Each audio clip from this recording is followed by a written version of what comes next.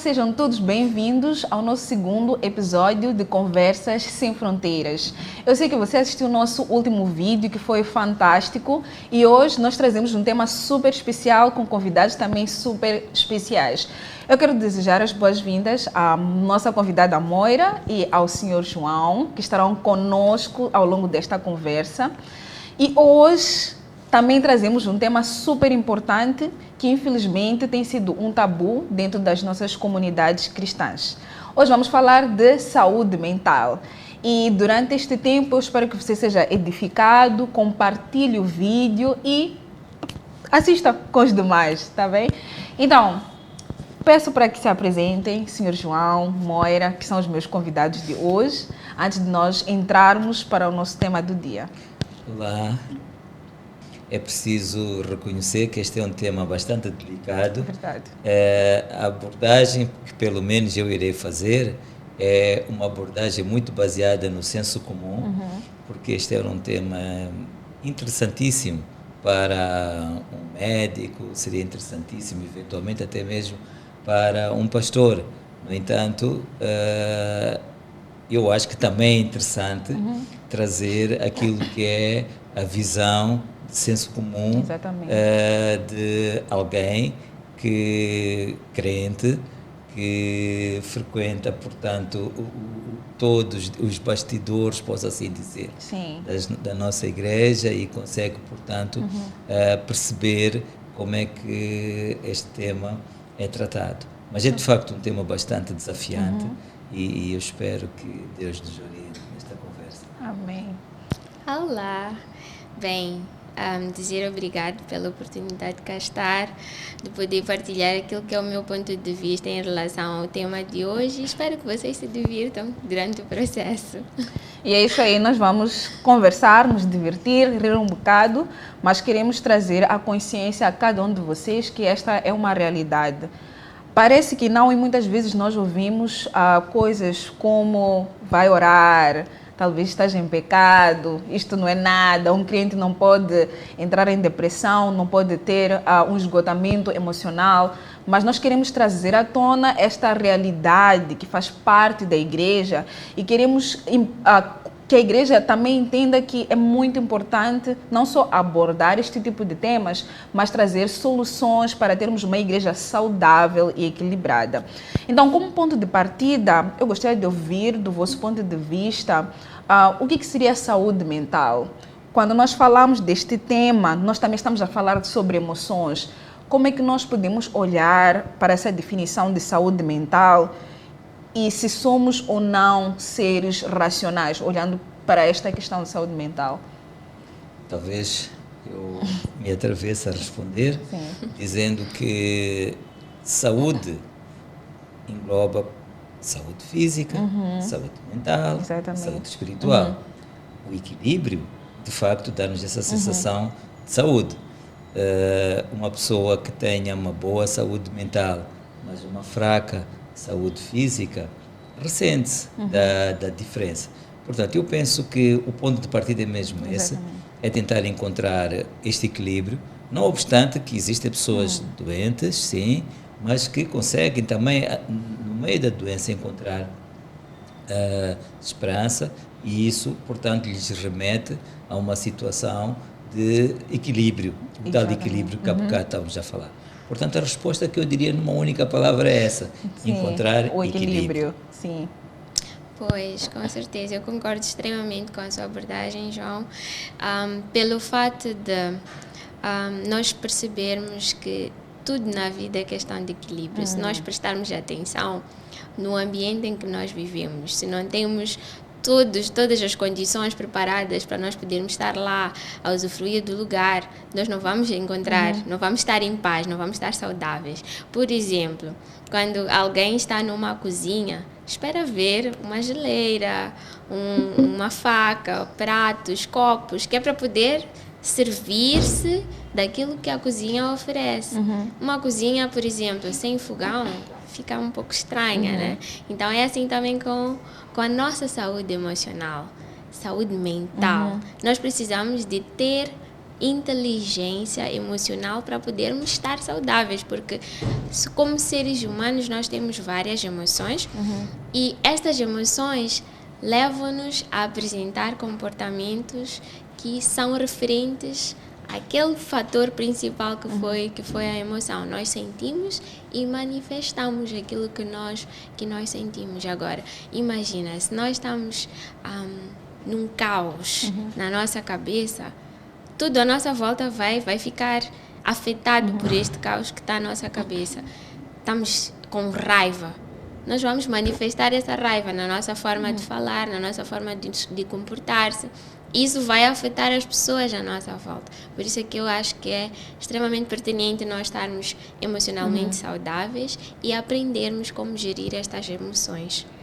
E ainda nesta senda de nós estarmos a falar de equilíbrio emocional, né? Acho que vemos muitas vezes fora da comunidade cristã que é um tema muito mais aceitável do que dentro da comunidade. Acho que é muito mais fácil entender que temos emoções e que são coisas normais dentro vamos dizer, no meio secular, do que quando nós estamos em Cristo. Então, como é que nós podemos entender que todas estas emoções que temos fazem parte da nossa experiência cristã ou fazem parte da nossa jornada cristã? Que não é um tabu ficar triste, que não é um tabu ter um momento, talvez, de depressão. Não falo de depressão em termos de viver em depressão, mas existem emoções por nós sermos seres humanos, né? Então, como é que vocês olham para isso? Como é que vocês acham que nós podemos entender o que nós podemos fazer para entender que são emoções que fazem parte da nossa jornada como seres humanos e como cristãos? No jardim de Getsemane, Jesus chorou. Bom exemplo. Está escrito, portanto, em João 11:35. Portanto, se até Cristo chorou, sim. Quem somos nós para não fazer? Eu penso que, de alguma maneira, reflete que não devemos esconder as emoções e que as emoções fazem parte da nossa vida. Nós nos alegramos, nós nos entristecemos, nós ficamos deprimidos, nós sentimos medo. Tudo isso são emoções. E essas emoções efetivamente fazem parte da vida. E nós temos que saber lidar com elas. Isso é verdade. Talvez dizer também que todas as coisas à nossa volta influenciam para que tenhamos várias emoções. Vamos imaginar que seja um dia de sol, em que nós acordamos e o sol já está lá, bem aceso, a iluminar, a aquecer as coisas. É muito pouco provável que uma pessoa que acorda neste ambiente ensolarado se sinta triste, se sinta sem energia, sem ânimo para sair, porque o ambiente em si já condiciona um bem-estar, uma satisfação.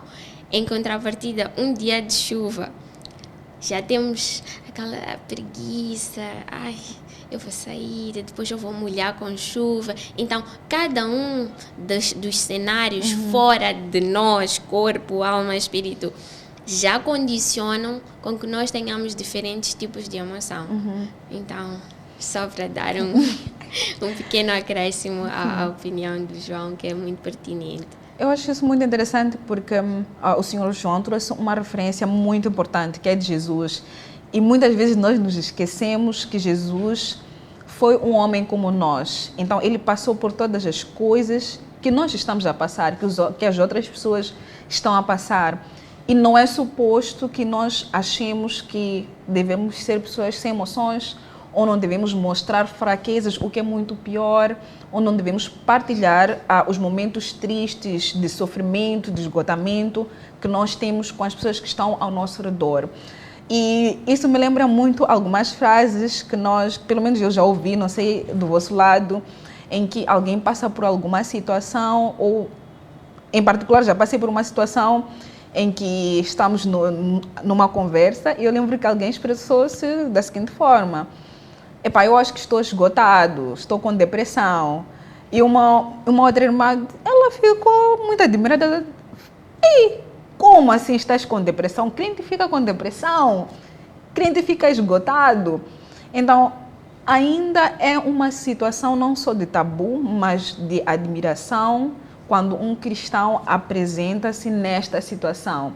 E talvez dá-se o caso de ter uma resposta como está em pecado, não está a ler a Bíblia, alguma coisa de errada fez. E nós já vimos uma referência bíblica também que mostra um posicionamento como esse, de pessoas que estão a julgar que a situação pela qual esta pessoa está a passar é por um pecado ou por um erro, seja individual ou de um dos seus parentes. Então eu queria saber se vocês já passaram por situações similares e como é que vocês entendem esse contexto em que é atribuído uma fraqueza mental, um esgotamento emocional, uma ansiedade ou depressão a um pecado. Será que sempre que nós sofremos é um sinal de que nós estamos em pecado? Eu fiz alguma coisa errada, eu forniquei, matei alguém. Será que vai ser sempre assim? É sempre assim? No meu ponto de vista, isso remete-nos à situação do nosso relacionamento, em primeiro lugar, com Deus. Sim. Por outro lado, também com os irmãos. Nós somos uma família e é por isso que existem também as células de oração, que são uma importantíssima ferramenta para nos ajudarem a partilhar problemas como esse, num grupo mais pequeno, num grupo mais íntimo, com pessoas que nos podem ajudar a escutar e a conversar. Obviamente que é muito importante também nós sabermos com quem estamos a lidar e é importante nós construirmos relacionamentos positivos.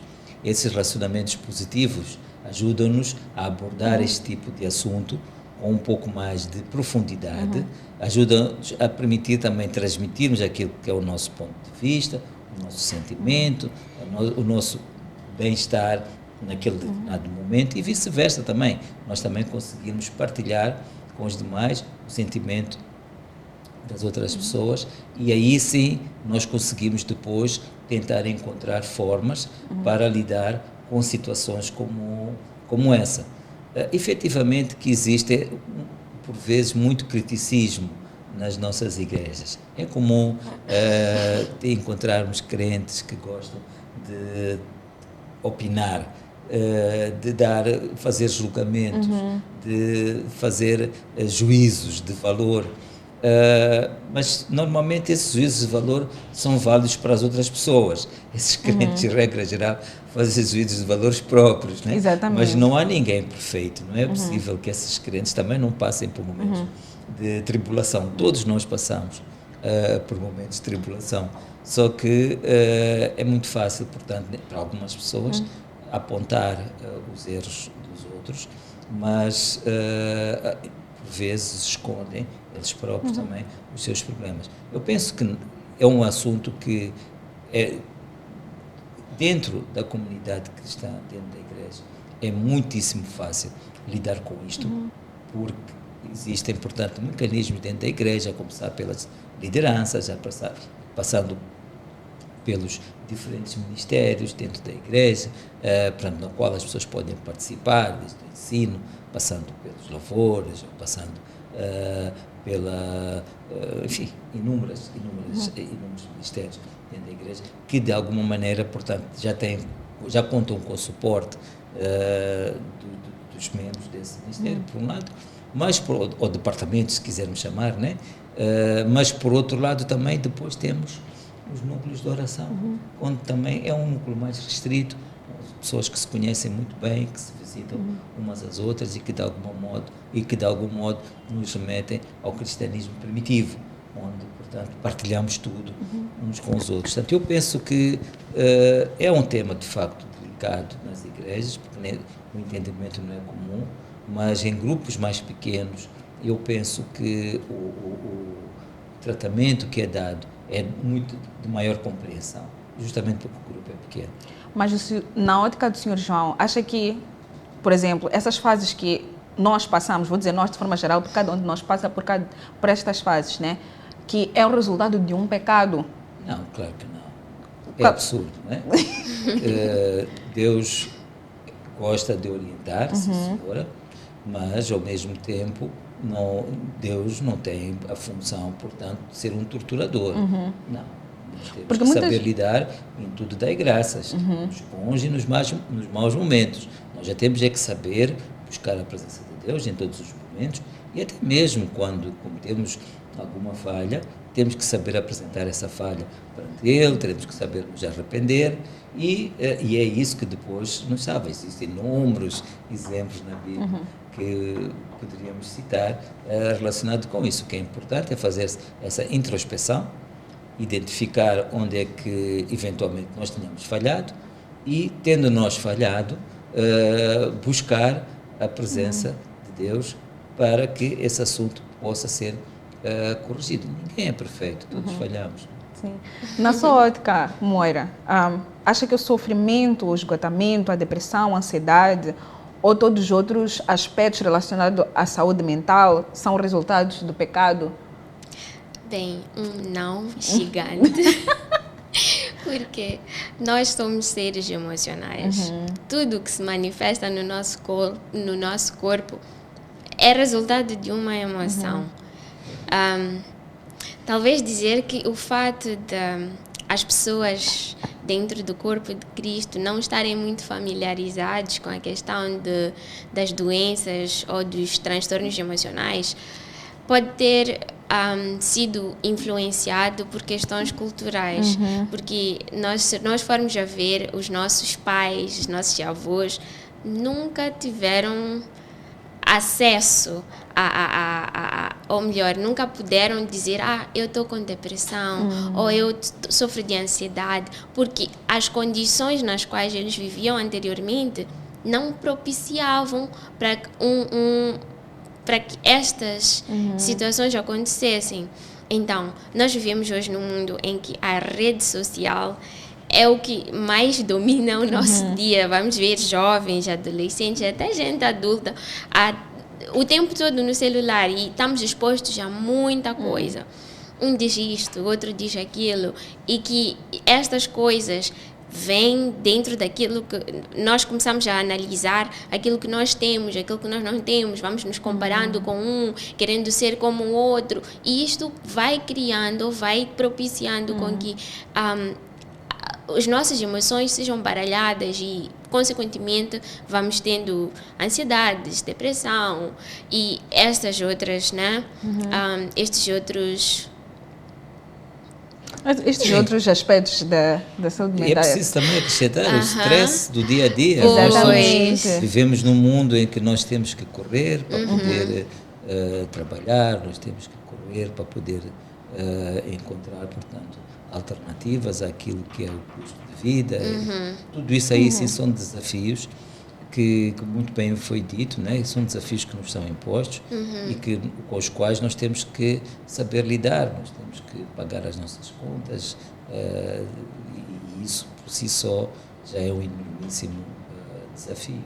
Pois, então, eu creio que se calhar haja falta também de informação no seio da igreja, e que isso deve mudar. Devemos trazer para dentro da igreja estes assuntos, este tipo de debate, que é para sensibilizar as pessoas de que, olha,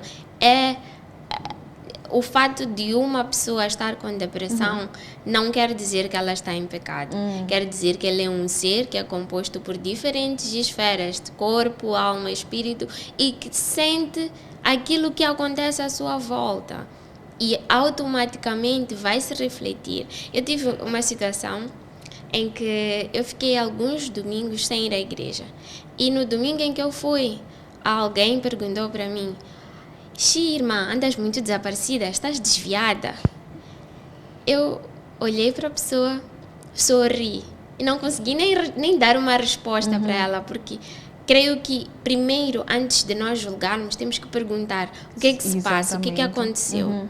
E no caso, eu não estava bem emocionalmente. Eu só queria ficar na cama, não tinha ânimo para sair, não queria fazer literalmente nada. Tudo que eu pensasse em fazer era muito custoso. Era como se fosse um exercício de carregar toneladas e toneladas. Então, antes de a pessoa correr para julgar, é preciso a gente tentar entender o que é que leva a pessoa a dizer isto, o que é que aconteceu, para dizer que realmente não. Nem sempre os problemas que a pessoa passa é resultado de um pecado.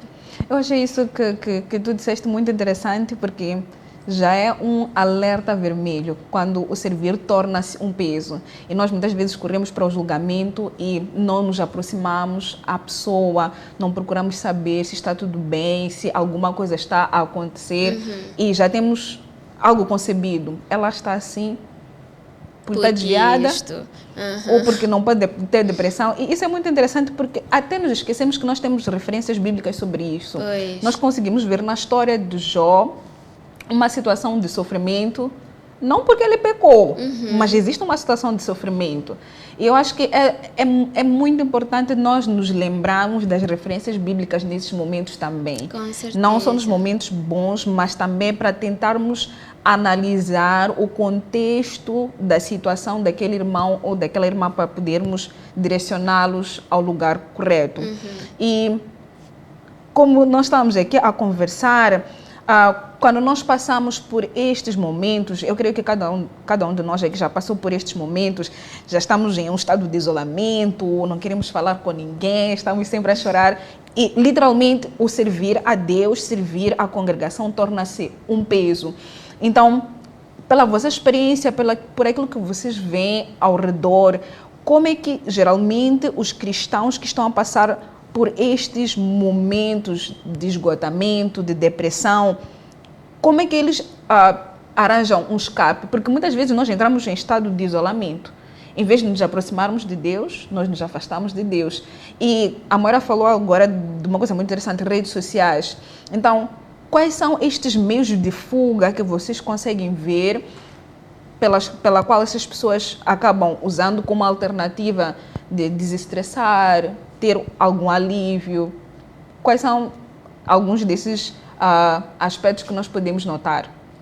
Bom, de facto foi bem dito, não é? Que efetivamente as pessoas reagem de maneiras diferentes.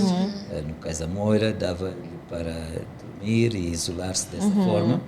No caso de outras pessoas, a reação poderá ser diferente. Algumas até refugiam-se no trabalho, excesso de trabalho, né? Tornam-se aquilo que se chama holy workers. Workaholic. Workaholic. Né? Exatamente. Então, tudo isso aí, assim, são formas, portanto, de fugir ao stress e às situações como essas. Mas aquele daquele irmão que vem aqui ter connosco, então, irmão, o que aconteceu? Há uns dias que eu não lhe vejo, está tudo bem? Faz muita diferença. Com certeza. E é exatamente isso que é o antídoto, é o começo, digamos, do antídoto para situações como esta. Conta lá, meu irmão, afinal de contas, o que está a passar? Vamos lá orar juntos, vamos lá meditar um bocadinho aqui na palavra de Deus. Olha, eu vou falar com outro irmão que também poderá vir aqui assim ajudar. Olha, irmão, vou-te pedir um favor. Aquele dia, quando chegares lá à igreja, faz lá isto, coisa pequena, uma coisa insignificante, mas que, olha, eu vou-te pedir para ajudares a colaborar no protocolo, ajuda lá a orientar os crentes que vão chegar. E assim Coisas criamos tão uma rede simples. de apoio para aquela pessoa que estava isolada, já se sente útil e com pessoas com as quais possa contar. Eu acho que isso é algo extremamente crucial, porque ao invés de simplesmente perguntarmos o que é que está a acontecer, já tomarmos uma atitude, a pessoa contou, ou nós estamos a perceber que, olha, está um bocadinho distante, o que é que está a acontecer? Não se sente confortável para falar, tudo bem, eu vou ficar mais perto, vou estar ali para qualquer coisa, vou pedir a esta pessoa para estar mais perto de mim. E isso faz toda a diferença, toda a diferença. A Moira contou uma coisa interessante, eu gostaria de voltar a tocar nesse ponto. Disse que quando ficou um tempinho, né, afastada, não estava bem emocionalmente, e uma das, vamos dizer, um dos sintomas desse esgotamento foi o isolamento. Quais são outros sintomas, vamos dizer assim, que teve ao longo desse tempo, né? Porque ouvindo a nova palavra é Workaholic. Agora eu percebi, workaholic. Eu lembro-me que também passei por uma fase e eu literalmente estava nesse workaholic. É tipo alcoólico. Mas do trabalho. Do trabalho. Excesso de trabalho. Exatamente. Não tem hora para dormir, não tem hora para afogado fazer no trabalho. nada. E eu me recordo que sem me aperceber que eu estava num processo de esgotar-me totalmente, minha cabeça vinha, tens que servir, servir, servir, servir, servir. Mas para mim era uma fonte, era uma fuga, né? Sem me aperceber, eu estava a tentar lembrar que eu não posso ficar assim, mas tem que servir, servir, servir, servir, servir, servir. E eu sempre me recordo desta fase, tipo, tornou-se um fardo. Já não era só servir, era algo pesado. Mas tem pessoas que têm outro tipo de sintomas, como tu disseste, isolamento. O que mais tu te lembras de tu teres sentido? Como é que tu te sentias quando tu passaste por essa fase? Bem, eu chorava o tempo todo. Ixi. Quando eu pensasse em fazer alguma coisa, em ir para a igreja, eu ficava tão desmotivada. E eu ficava com medo de as pessoas quererem falar comigo, conversar comigo. Porque em condições normais eu não sou assim muito aberta, né? Sou aberta, mas para um grupo pequeno. Então, quando tu dás uma paz do Senhor a um irmão, não podes, né, dar uma paz do Senhor séria, tens de dar uma paz do Senhor com um sorriso. E sorrir para mim era difícil. Eu estava muito sensível, eu chorava o tempo todo. Quando eu pensasse em fazer alguma coisa, era custoso. Quando eu pensasse na possibilidade de conversar com alguém, eu já ficava com aquela alerta na cabeça, não, a pessoa vai julgar, vai pensar isto de mim, que eu sou fraca, que eu não consigo gerir as coisas. Quando, na verdade, às vezes, era aquilo que era necessário ser feito. E eu lembro que eu fiquei mais isolada. Exatamente. Fiquei extremamente isolada. E muito emotiva. Ainda olhando por esse ponto, quando é que vocês acham que é o momento de parar? Porque às vezes nós não temos noção quando nós estamos a fazer muitas coisas, principalmente dentro da congregação. Porque nós temos a ideia de servir, temos que servir a Deus, mas às vezes nós servimos a Deus sem Deus, porque nós só queremos fazer as coisas, mas nos esquecemos de fazer as coisas com Deus. Então, quando nós estamos neste contexto, porque não é isso que Jesus quer de nós, Ele tem uma intenção conosco. Claro, nós devemos servir o corpo de Cristo, mas precisamos ter este equilíbrio que foi falado no início, o equilíbrio emocional do nosso corpo, da nossa alma, do nosso espírito, porque quando um não está bem, os outros também consequentemente vão ter alguma falha, né? Em termos de efetividade, de produtividade. Então, como é que vocês acham que nós podemos identificar ou qual é o momento para parar? Porque precisamos de parar para nos restabelecermos e voltarmos como crianças, vamos assim dizer, como crianças, e entendemos que precisamos deste momento de descanso. Neste caso, não existe uma relação causa e efeito, no meu ponto de vista. Não há esta coisa de ontem era assim, hoje é assim. Portanto, isto aqui é sempre um processo. Sim. E esse processo tem que ser monitorado. Vai acontecendo gradualmente. Não aconteceu de repente. Eu, de repente, acordei e já estou esgotado. Não é bem assim. Sim. Portanto, isto é todo um processo, de facto. E aí sim é muito importante a autovigilância e é muito importante que existam espaços para que estes assuntos sejam debatidos. Sim. Por exemplo, há muitos irmãos que não sabem o que é que significa, ao fim do dia, ou pelo menos umas 2 ou 3 vezes por semana, fazer uma caminhada. Colocar umas sapatilhas, um treino, uma calção e fazer uma caminhada, alguns quarteirões. Há alguns irmãos que não se recordam da última vez que foram à praia, ou que se sentaram, portanto, ali na areia da praia, ou agora temos aqui aquele calçadão, né? Ou então, pelo menos, sentarem-se ali assim no calçadão, a contemplar a praia durante alguns minutos. Há alguns irmãos que não se recordam qual foi a última vez que abriram um livro para ler. E que, por vezes, até quando é que se escutaram música. Porque uma coisa é ouvir música, outra coisa é escutar música. São coisas diferentes. É deliciar-se com a música. Há muitos irmãos que não se recordam da última vez que isso aconteceu. E isso aí, eventualmente, até são pistas que nos poderão depois conduzir a situações como essas. Portanto, é o tal equilíbrio que estamos a falar. E o que é importante, de facto, é que isto aqui, assim, seja algo que cada um possa interiorizar e, de alguma maneira, possa fazer. E fazê-lo, de preferência, com naturalidade. Exatamente. Se alguém for obrigado a caminhar, já não funciona, já não é a mesma coisa. se alguém for obrigado a ir à praia, obviamente que acaba sendo um martírio, acaba sendo uma coisa bastante desagradável. Mas se for possível encontrar este equilíbrio, se estas coisas forem feitas de uma maneira harmoniosa, então é possível, de facto, lidar melhor com essas situações. Né? E é importante, de facto, que haja este diálogo, que haja este convívio, mesmo entre irmãos, aquelas gargalhadas, fazem muita falta, né? Então, isso tudo são temas que é importante que sejam mais debatidos no nosso meio.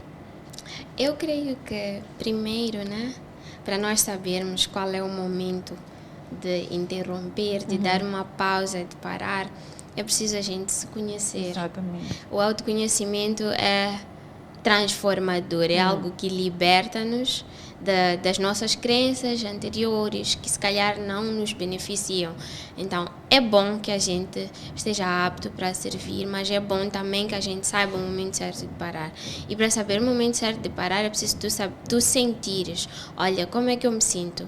Como é que eu acordo? Como é que está a minha energia para fazer o serviço hoje? Será que eu estou com aquela alegria de sempre? Será que não está pesado? Será que eu ainda tenho aquela chama, aquele vigor? E essas são pequenas perguntas que vão nos ajudar a entender como é que nós estamos, como é que nós nos sentimos em relação ao serviço, para depois sabermos que, olha, eu não estou, acho que não estou bem. Preciso de uma pausa. E às vezes a pausa é só de 2 dias, um dia, 1 hora. E faz toda a diferença. Então, eu creio que o autoconhecimento é o fator-chave para podermos saber ou identificar o momento certo de parar. Sim. E uma coisa que o João esteve aqui a falar de algumas formas de relaxar, de descarregar um pouco as energias, fazer caminhadas, fazer uma leitura, ouvir uma música. Então, cada um tem a sua forma de relaxar. Eu, por exemplo, quando eu sinto que eu estou extremamente cansada ou esgotada, eu canto e eu durmo. Para mim, dormir é uma coisa que, né? Eu acordo revigorada, acordo cheia de energia para poder avançar ou continuar a fazer o serviço.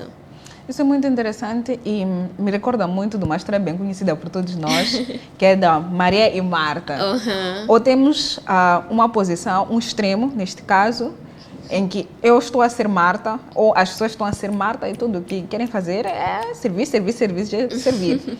Mas depois tem Maria, que está aos pés. Escolheu a parte mais importante. Exatamente. Ficou sentada ali aos pés dele. Exatamente.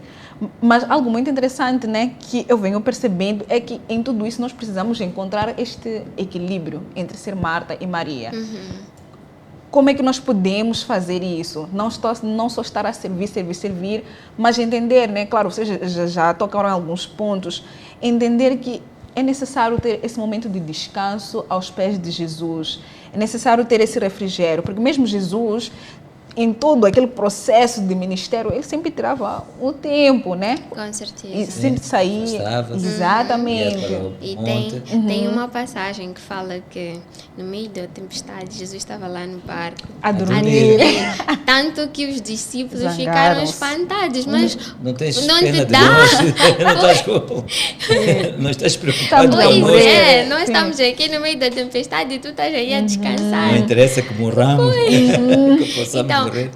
para dizer que às vezes é só questão de descansar um bocadinho. Eu creio que o excesso de zelo é uma das coisas que faz com que nós não tiremos o tempo para descansar, porque não queremos decepcionar o pastor, não queremos decepcionar o diácono, não queremos que ninguém olhe para nós como fracos. Nós queremos estar sempre lá, sempre dispostos, sempre aptos, independentemente de como nós nos sentimos. Queremos estar sempre, né? Sim, ali mesmo a trabalhar. No ápice do serviço. E isso acaba, muitas vezes, fazendo com que a nossa performance reduza. Sim. Exatamente. Isso aí, assim, eu até gostei bastante desta expressão, né? Portanto, fazemos tudo por tudo para que a nossa performance não reduza. E por vezes até esse excesso de zelo, que também foi muito bem mencionado, leva-nos a ser egoístas. É verdade. Porque outros irmãos também gostariam de partilhar algumas tarefas conosco. Muitas vezes é-nos dado uma determinada responsabilidade, onde outros irmãos também gostariam de colaborar, também gostariam de ter o prazer e a possibilidade de colaborar, mas egoisticamente, por vezes, alguns irmãos chamam assim a tarefa e, na melhor das hipóteses, conseguem envolver alguns que são seus amigos, em detrimento de muitos outros, que tornariam aquela tarefa muito mais simples e muito mais leve. Portanto, esse também é outro detalhe, né? São aquelas situações em que, por excesso de zelo, como foi muito bem dito pela Noel, há uma, portanto, concentração de atividades sobrecarga na mesma pessoa. E é óbvio que quando essa pessoa, por algum motivo, se sente debilitada por excesso de trabalho, acaba criando mais dano. Exatamente. Porque não tem substitutos, ou os substitutos são poucos. certeza. E aí fica tudo muito difícil, porque ele centralizou tudo. E isso é extremamente mau, porque vamos ver que o irmão X tem 1000 cargos. Isso é uma forma de dizer, né? Tem 1000 cargos. Então, quando esse irmão falta, tudo fica parado, não anda. E depois a quem é que nós vamos culpar? Exatamente. A quem é que vamos culpar? E eu creio que aqui a responsabilidade é mútua. Do irmão que tem muitos cargos, também da sua liderança. Porque é assim, é muito bom que a gente confie em alguém para fazer determinada tarefa, mas é também importante que a gente tenha empatia por aquela pessoa. Ok, vamos lá, o fulano de X é muito bom a fazer esta e aquela tarefa, exatamente. então vamos lá, ele é perfeito para esta área, ele é perfeito para esta área, para aquela também, assim, tem aquele skill também, então vamos para aquela também. Isso acaba sobrecarregando aquela pessoa, mas também é importante a pessoa entender que, olha, eu também preciso de um bocadinho de alívio. Eu não posso estar a gerir este ministério, este departamento e aquele, porque eu preciso de espaço. Sim. E isso acabamos vendo muitas situações de líderes com várias funções, várias tarefas que estão extremamente presentes na vida da igreja, porém estão ausentes na vida familiar. Exatamente. E isso não é bom, porque já mostra claramente que o equilíbrio foi-se embora. O equilíbrio foi-se embora, porque se nós prestarmos atenção, a palavra de Deus, ela diz para nós que nós devemos, na época do ID, né?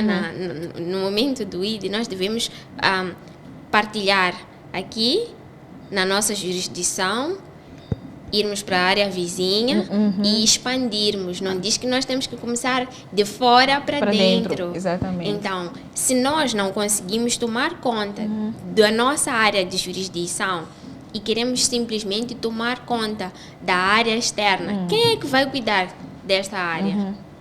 Por isso é que vemos muitas lacunas e muitas frustrações dentro do seio familiar, exatamente por causa disso, da sobrecarga, de querer servir, excesso de zelo. E tem um ditado muito interessante que eu me recordo, assim, vou parafrasear, que diz: quem tudo quer fazer acaba não fazendo nada. E no final do dia nós entregamos um trabalho sem qualidade, porque nós estamos afetos em vários lugares, queremos fazer muitas coisas e não fazemos nada bem. Então, caro amigo, por favor, não tome todas as funções para ti. Faça uma coisa, faça bem, que glorifique a Deus. E também tenha o seu tempo de descanso. E a Moira tocou num ponto muito interessante que eu gostaria que nós falássemos ou refletíssemos, porque agora estamos a falar de forma geral do cristão, mas também temos essa questão dos líderes. Porque existe uma visão que o líder é o tal ser espiritual muito forte, não tem fraquezas, não falha. E, infelizmente, eu acho que até acaba sendo inconsciente. Nós colocamos ele num pedestal e ele tem uma mentalidade, às vezes, de eu não posso falhar com a igreja. Não posso falhar com a igreja. E nós esquecemos que ele é um ser humano. Ele tem limites. Então, como é que nós podemos, como comunidade, lidar com essa questão das nossas lideranças? Porque do mesmo jeito que ele foi confiado por Deus, o nosso cuidado como ovelhas desse pastor ou dessa pessoa que está a liderar-nos, nós, como parte da comunidade, nós também temos que olhar para o nosso líder também como ser humano. E, infelizmente, pelo menos na minha experiência, eu ainda acho que é uma coisa inconsciente, não é propositado, mas muitas vezes nós vemos crentes que estão atrás do pastor por oração. Ei, pastor, ei, senhor João, se eu sei que o senhor João é o senhor João que está na liderança, ou é um presbítero, ou é diácono, senhor João, hoje eu tenho um problema, preciso da sua oração. Ou senhor João, hoje não sei o que, mas nunca penso em perguntar, senhor João, como está? Está tudo bem? Ou só fazer uma ligação para saber como é que vai a sua família. Nós, infelizmente, temos essa lacuna por parte da igreja. E vemos líderes a sofrer, até a terem esgotamento emocional, entrar em depressão, desistir do ministério, desistir da liderança, e não sabemos porquê. E a primeira coisa que fazemos é o julgamento. Mas como é que nós podemos ajudar esses líderes? Como é que nós podemos olhar para esses líderes como seres humanos, que também têm seus limites? A atividade de liderança é complexa. Sim. E não restam dúvidas que o líder está mesmo no pedestal. Está no pedestal, neste caso, do ministério. Não restam dúvidas que ele está sujeito a inúmeros desafios. Por isso é que ele tem que ser consagrado por Deus. Porque, de outro modo, apenas contando com o seu esforço, dificilmente ele poderia responder a tudo que lhe é exigido. É preciso acrescentar que muitos destes líderes não só trabalham, portanto, fazem o trabalho de Deus nas igrejas, mas outros têm os seus próprios empregos na própria vida secular e, por vezes, alguns empregos com bastante responsabilidade. E a Mónica acrescentou sobre a questão da família. E depois tem o assunto da família, claro. Portanto, que é, de certa forma, inerente a todos. Mas, neste caso em particular, estou a falar do líder que tem essa responsabilidade grande na igreja, tem uma responsabilidade grande na vida secular e ter que conciliar isso por vezes não é fácil. Portanto, ele está assim numa situação de muito esforço, um esforço emocional muito grande e para mim, por aquilo que eu vejo de fora, pelo menos, o que mais me de alguma maneira surpreende é a capacidade que alguns pastores, sobretudo, têm de estar a ouvir problemas de 100, 200 crentes. Portanto, em alguns casos já vi, não vou citar nomes, mas já vi pastores que têm uma fila de crentes à porta do seu gabinete. Aqueles crentes não vão lá para conversar, cada um deles vai apresentar o seu problema, a sua preocupação e cobram. Portanto, cobram porque querem que o pastor depois vá à casa, que vá fazer uma oração, que se envolva diretamente no problema. E eu penso que isso é uma carga emocional enorme, porque ele, para poder ter empatia com esse irmão, de alguma forma, ele tem que viver esse problema. Pois. Ele tem que fazer dele o problema do outro. Quando estamos a falar de um amigo, é uma coisa. Quando estamos a falar de 100 crentes, 200 crentes, com preocupações diferentes, cada um com o seu problema, a coisa e assim complica-se. Portanto, é algo. É por isso que não são muitos que são chamados para essa vocação. E que só com a ajuda de Deus é que é possível, de facto, assumirem uma posição de tão grande responsabilidade. E estamos a falar do lado emocional, mas depois temos que olhar o outro lado. É que é preciso olhar, inclusivamente, a administração da igreja, e é o próprio pastor, que de alguma maneira tem que ter a última palavra, é ele que tem que decidir. Temos que olhar as questões administrativas. Num momento de crise como este que estamos a viver, a igreja também tem responsabilidades, e é a mesma pessoa, é o mesmo pastor que tem que olhar, portanto, e assegurar que todas essas despesas sejam pagas e pontualmente com os investimentos. Algumas igrejas estão em construção, há desafios relacionados com isso. É o mesmo pastor que tem que olhar, portanto, para lidar, portanto, com as equipas que estão em construção. nem é tanto com a equipa em si, é com a falta de pagamentos, quando por vezes está-se num momento mais difícil, em que é preciso fazer algo, ou algo que efetivamente acabou de ser feito, e que depois começa a haver pressão, paguem, porque também as pessoas que fizeram o trabalho têm toda a razão de exigir, né? Então, tudo isto da mesma pessoa, portanto, é preciso reconhecer que efetivamente é um desafio muito grande. É uma sobrecarga, né? Talvez fazer uma ponte e dizer que na época de Moisés, né, quando ele tinha que julgar o povo, ele viu-se extremamente sobrecarregado e era julgar o povo desde manhã até a noite. E o conselho do sogro dele, Jetro, foi de que ele dividisse, delegasse. Então, grupos de 100, de 1000, de 10, que é para quê? Para escoar aquela responsabilidade, aquela sobrecarga que estava sobre uma única pessoa para diferentes grupos. Para quê? Para ele poder respirar, para ele poder ter tempo para cuidar das suas próprias coisas. Então, é uma realidade inegável que o pastor está extremamente sobrecarregado. E também, eu creio que uma das coisas também que propicia isso, né? O João esteve a dar um exemplo de um pastor que está na sala e tem várias pessoas à espera em fila para poder falar com este mesmo pastor. Eu creio que dentro da igreja tem várias pessoas que são maduras, que têm responsabilidade tanto emocional como espiritual para poder também aconselhar aquelas pessoas. No entanto, é preciso a gente dar espaço também, ou a liderança, entender que, olha, eu consigo gerir até aqui, mas daqui para lá fica-me custoso. Isso significa que eu não vou voltar para casa, não vou ter o meu almoço com os meus filhos, com a minha esposa, há horas, eu vou voltar tarde, eu não vou querer fazer nenhuma atividade que envolva esforço físico, porque ele já está mentalmente esgotado, já está fisicamente esgotado, precisa de repouso, né? Não sei como é que cada um é diferente, não sei qual é a forma de repouso que vai encontrar, mas certamente que não vai querer ouvir ninguém, não vai querer estar no meio de um ambiente de, sei lá, agitação, ou querer sair de casa, porque já vem de um ambiente em que está extremamente sobrecarregado. Então, para dizer que delegar funções é uma das soluções extremamente eficazes para que esta sobrecarga sobre o líder não aconteça, mas também uma coisa que é muito interessante, os discípulos, em algum momento, eles disseram para Jesus, olha, mestre, ensina-nos como orar.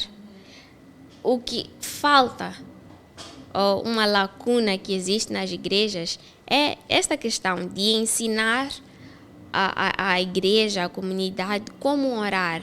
Porque muitas das vezes a comunidade pensa que se o líder orar por mim ou sobre mim, aí sim é que eu hei de ter o livramento, aí sim é que eu vou conseguir alcançar isto e mais aquilo. Não que eu tenha poder, porque eu não tenho, eu não consigo, eu não sei orar. Mas a palavra do Senhor, ela nos diz que, olha, se as minhas palavras estiverem em vós, vão pedir tudo, literalmente tudo, e o meu Pai vai vos dar.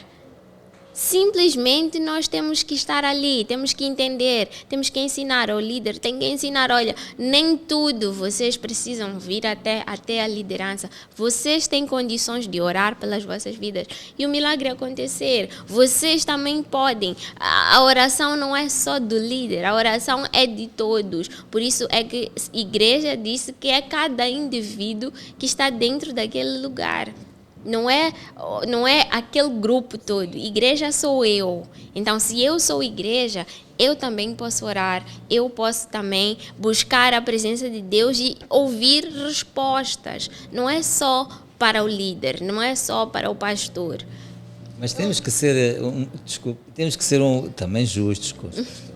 efetivamente eles até fazem um esforço para que os crentes orem. Inclusivamente há dias dedicados, dias da semana dedicados para esse propósito. Eu penso que isso não é tanto do lado dele, do líder.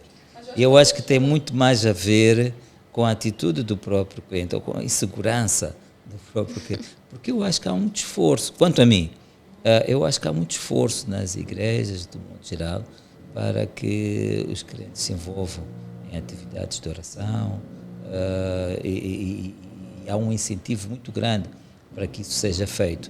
Mas, no meu ponto de vista, também reconheço que existe realmente muita insegurança por parte dos crentes, que não querem fazer absolutamente nada sem consultar o líder. Às vezes, coisas tão óbvias, coisas tão simples, e são capazes de dizer assim na cara: não, eu não posso fazer isto sem falar com o pastor, só ele é que pode dar autorização. Mas isto é uma coisa tão simples, tão óbvia. Faz, começa a fazer, e depois, quando as coisas já tiverem um corpo, aborda, que é para poder saber se estás no caminho certo ou não, ou eventualmente consulta antes, mas faz, não lhe subcarregues, porque de outra maneira, portanto, é tudo isto que estamos aqui a falar. Peço desculpas, eu acho que... É importante, né? Só queria dizer que talvez eu tenha pensado no âmbito mal, mas falava no âmbito individual, né? Sim. No âmbito individual, porque entendendo os dois lados, como o senhor João esteve a dizer, esta insegurança, né, na minha visão, muitas vezes é a dependência espiritual. Sim. E como eu disse no início, às vezes é uma coisa inconsciente da comunidade, de estar sempre lá, sempre beber.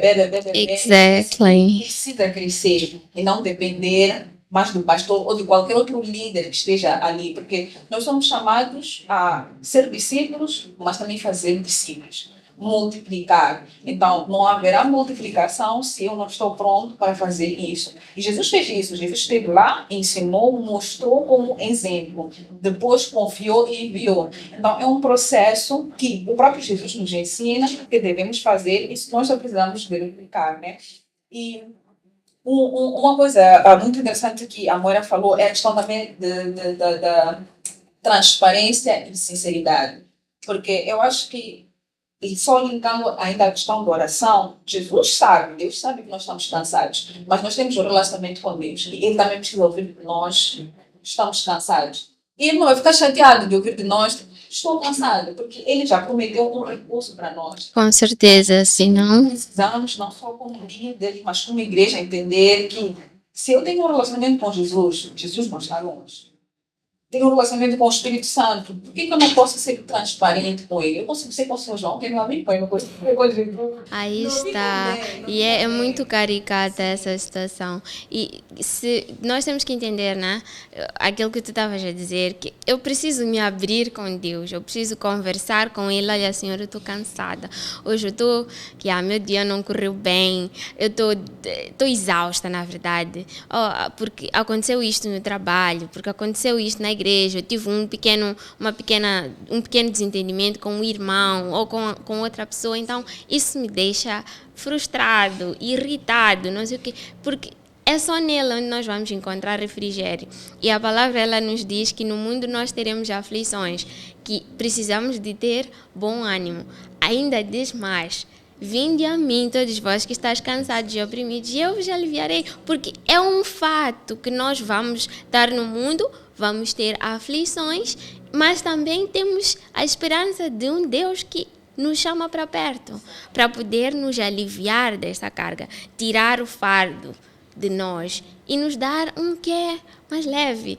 Eu costumo dizer para Deus, sabe, quando eu estou triste, quando eu estou ansiosa por alguma coisa, quando eu estou preocupada, eu costumo dizer, sabe, Senhor, eu tô com estas emoções todas, estou com estes sentimentos todos, mas a única coisa que eu peço é a tua paz, que excede todo o entendimento, porque eu sei que com a tua paz, tudo isto aqui, eu não vou conseguir ouvir estes barulhos todos, eu vou ficar calma, vou ficar serena e vou saber que, olha, eu tenho um pai que cuida de mim, que está aqui à minha disposição, bem perto. Mas só para nós sumarizarmos isso, quais seriam as formas práticas? Por exemplo, como é que nós podemos ajudar não só o nosso pastor, mas os líderes da nossa comunidade a descansar de forma prática? Porque às vezes nós dizemos, vamos chorar porque tenha fé. Mas eu acho que tem coisas muito mais práticas que nós podemos fazer além de mandar alguém orar. E há pessoas que já nem procuram ajuda porque sabem que se eu vou falar com a Moira, eu vou orar, tenha fé, tudo vai passar. Mas existem formas práticas que nós podemos ajudar estes irmãos que estão esgotados, os pastores. Como é que nós podemos fazer isso, mas de forma prática? No meu entendimento, eu novamente remeto àquilo que disse inicialmente. Aqueles pequenos grupos, aqueles núcleos, onde é possível, portanto, um diálogo bem mais próximo, alguém que está presente.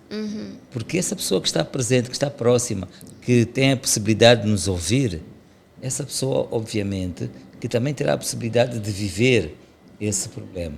E essa pessoa, por sua vez, saberá, inclusivamente, em caso de necessidade, ser ela a encaminhar com muito menos carga emocional essa preocupação à liderança e, portanto, obter, inclusivamente, da liderança alguma sugestão e alguma dica como ajudar o irmão em necessidade a lidar, portanto, com esse assunto. E dessa forma alivia, porque uma coisa é falar, por exemplo, com o líder debaixo de uma carga emocional muito grande, e a outra coisa totalmente diferente é alguém abordar o líder por intermédio de uma terceira pessoa.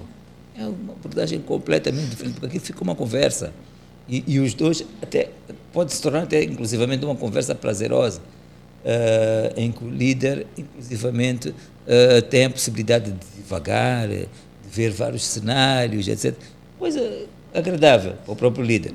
Mas que quando ele está perante alguém que vem diretamente com um problema, torna-se muito mais complicado, porque essa pessoa não quer ouvir divagações, não quer ouvir situações, portanto, diferentes cenários. Essa pessoa quer uma resposta aqui e agora, que funcione, portanto, e cobra, inclusivamente, né? Eu penso que sim, é esse lado, uma maneira de ajudar são os pequenos. Bem, eu creio que são várias, né, as formas de fazer com que a liderança esteja um pouco mais aliviada. No sentido de, quer dizer, primeiro, a igreja é composta por vários grupos. Tem um grupo dos pais, grupo das mães, das crianças, dos adolescentes, dos jovens. Então, eu creio que cada um destes grupos deveria criar um dia, não de culto como tal, mas um dia de confraternização. Uma vez por mês, ou de 2 em 2 meses, eu não sei, mas criar-se um dia que seja só para relaxar, para conversar, em que cada um vai expor, né, os seus pontos de vista sobre várias temáticas que acarretam a igreja ou este respectivo departamento. E, sei lá, sair. Os líderes, eu creio que deveriam sair um pouco mais, relaxar, fazer alguma coisa que gostem. Eu gosto muito de arte. Arte é uma forma de manifestação daquilo que está dentro de nós. E vamos ver, um artista plástico, quando ele está com pensamentos, ele manifesta isso em forma de arte. Então é preciso a gente descarregar, tirar de alguma forma. Seja cantando, dançando, escrevendo, lendo, correndo. Então é preciso a gente entender o que eu gosto, o que me faz relaxar, o que me faz desestressar e fazer disso um estilo de vida. Olha, se é ler, ok, então eu vou dedicar na minha semana 3 dias para ler. Eu não sei, mas cada um deve criar uma forma de relaxar, porque não podemos dizer que vai ser sempre coletivo. Não é coletivo, é responsabilidade de cada crente, de cada líder, arranjar uma forma de escape, de descansar, de desligar um bocadinho para poder se encontrar consigo próprio, seja meditando. Então, são várias as formas. Seria complicado, né, dizer apenas uma, porque nós somos diferentes, cada um identifica-se com uma e com outra coisa. Então, eu creio que sair um bocadinho mais, relaxar, conversar. E eu digo que a amizade é uma coisa muito bonita, porque se tu tens uma amizade verdadeira com alguém, aquela pessoa vai estar sempre ali, estás sobrecarregado, vai lá, conversa. Tu já oraste, sim, é muito bom que tenhas orado, mas também conversar com alguém, ouvir um outro ponto de vista em relação àquilo que tu estás a passar, que tu estás a sentir, é uma ótima forma de relaxar. E eu, talvez, dizer um bocadinho mais, né? Irmos para aquela questão de corpo, alma e espírito. Nós vamos ver que existem diferentes áreas. Cada uma dessas áreas tem problemas. Então, se eu estou com depressão, eu se calhar não consigo orar. Então, não vamos dizer que isto aqui é um problema espiritual. Não pode se resolver de forma espiritual. Deve se resolver de forma eficaz, sabermos qual é a raiz. Ok, estou com depressão, então é um problema emocional. Significa que eu preciso procurar uma ajuda especializada, no caso, um psicólogo que vai estar aqui para me ajudar e me dar suporte durante essa jornada. No caso, vamos lá imaginar que eu tenho um problema conjugal. O meu marido ou o meu esposo não ouve aquilo que eu falo. Significa que não é um problema nem emocional, nem espiritual. É um problema de comunicação. Eu não estou a comunicar eficazmente de forma que ele me ouça. Então é necessário que a gente saiba qual é a raiz de cada um dos problemas para procurar soluções eficazes, porque às vezes vamos pensar que tudo se resolve espiritualmente, quando na verdade não.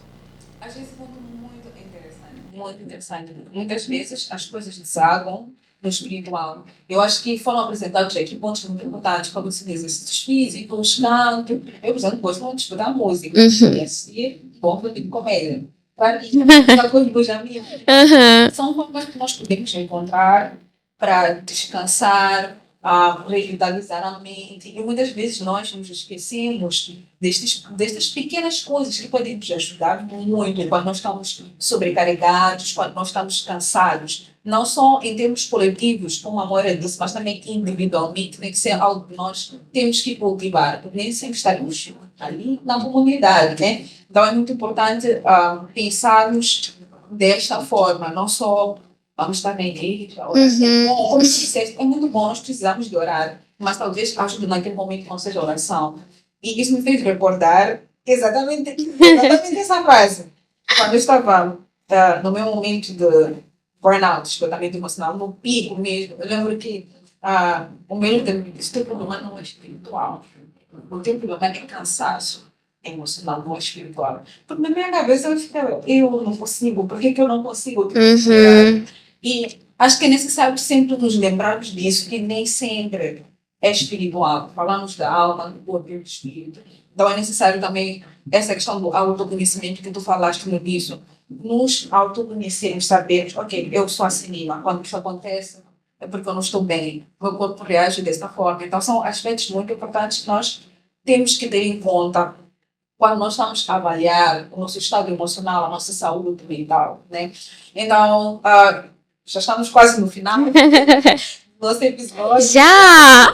Seria muito bom se nós tivéssemos mas também que vocês partilhassem alguma consideração final, se tiverem um versículo bíblico para partilhar com os nossos amigos que estão do outro lado.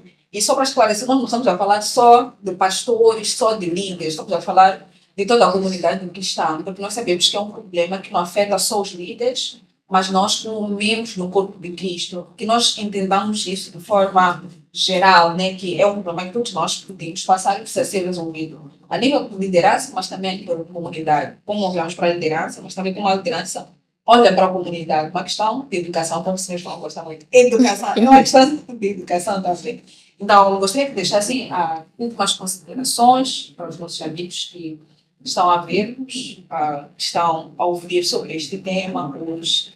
Há um versículo que eu particularmente prezo nestes momentos difíceis que todos nós temos, ao fim e ao cabo, né? Que ainda que eu andasse pelo vale da sombra da morte, não temeria mal algum, porque tu estás comigo. E é isso mesmo que é preciso interiorizar. E isto é algo que eu repito muitas vezes em momentos difíceis. Tu estás comigo. Ainda que eu andasse pelo vale da sombra da morte, tu estás comigo. Tu estás aqui comigo. No bom momento, no mau momento, mas tu estás aqui comigo. Então, essa era a consideração, que as pessoas devem assumir que no topo da montanha é Deus que está lá. Pois. Lá no vale, lá embaixo, no vale da sombra da morte, é Deus que também está lá. Ele está em todo lugar. E o que é preciso é confiar.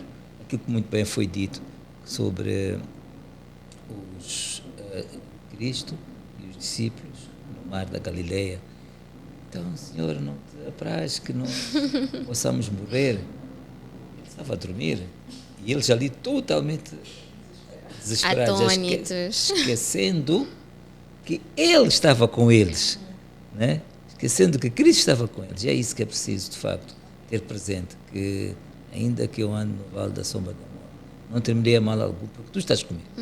E é isso, portanto, que eu, de facto, aconselho, tanto tentar ter sempre presente que Deus está connosco. Bem, talvez dizer, né, para quem está a atravessar por um momento de depressão, ansiedade, que olha, tu não estás sozinho, não estás sozinha, não és a única pessoa que passa por isso. Tem várias pessoas que passam, simplesmente não falam, o que não é aconselhável. É preciso a gente partilhar aquilo que nós estamos a sentir para podermos procurar ajuda. E pronto, tem um versículo que eu amo, que diz que todas as coisas cooperam para o bem daqueles que amam a Deus, daqueles que foram chamados pelo seu propósito. Então, não fica com medo, apesar de ser um bocadinho caricato dizer isto, né? Porque é normal a gente sentir medo, mas saiba que tudo isto que tu estás a passar, que esta depressão, que esta ansiedade, que este transtorno emocional vai passar. Nada é para sempre. E nós temos um Deus que está aqui conosco. E tem um trecho de uma canção, um louvor que eu compus, que diz, olha: todas as coisas cooperam pro meu bem. Eu sei, que não me deixa só nas minhas lutas. Eu sei,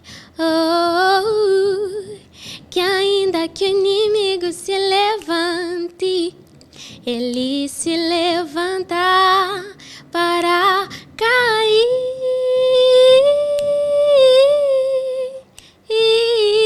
Então, o inimigo vai se levantar para cair. Muito bem, não sabia. Obrigada. Cantas muito bem. Então, não estás sozinho. Saiba que Deus, Ele está sempre ali para ti. E arranje uma comunidade que vai te suportar, que vai estar aí. E aproveita esta oportunidade para se conhecer melhor, para entender os seus limites, as suas barreiras e saber que estamos nesta terra para evoluir.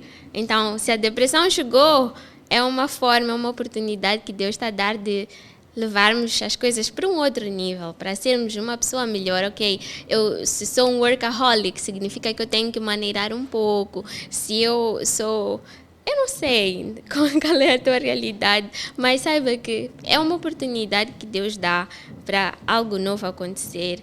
E pronto, sinta-se abraçado, sinta-se acarinhado e saibas que não estás sozinho. Amém. Acabamos de descobrir um novo talento neste podcast. Moira, muito obrigada. Só para nós encerrarmos nosso episódio, como a Moira disse, se estiveres a sentir triste, esgotado, deprimido, tu não estás sozinho. Ore, busque ajuda, isso é muito importante. Busque ajuda profissional, procure um psicólogo e cuide de si mesmo. E, como sempre, nós vamos deixar um versículo para cada um de vocês. E encontra-se no Evangelho de Mateus, capítulo 11, versículo 28, diz o seguinte: vinde a mim todos que estáis cansados e oprimidos, e eu vos aliviarei. Então, Jesus já faz este convite para cada um de nós que está cansado.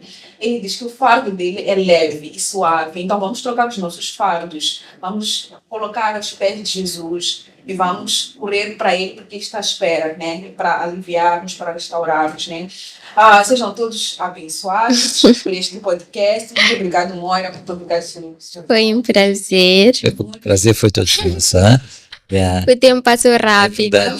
Já percebemos, sim. Passou muito rápido, mas nós louvamos a Deus pelas vossas vidas, pela vida de vocês, né? Que é alguém que está ali por câmera. Gabriel, a Genes, que são os nossos diretores aqui, vocês ainda não podem ver, mas estão muito prontos.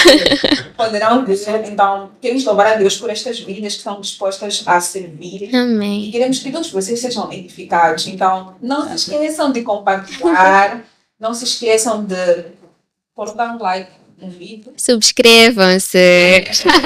De subscrever é muito importante. Fazer comentários também. Pois, é verdade. O que é que vocês acharam? Se gostaram? Se tem alguma coisa que faltou, que gostariam que fosse acrescentado, coloquem aí as vossas opiniões, as vossas ideias. Que... Nós de novos temas. Isso. Nós estamos aqui para isso. Então, Deus já abençoe e nos vemos no terceiro episódio de Conversas Sem Fronteiras. Se Deus quiser, amém.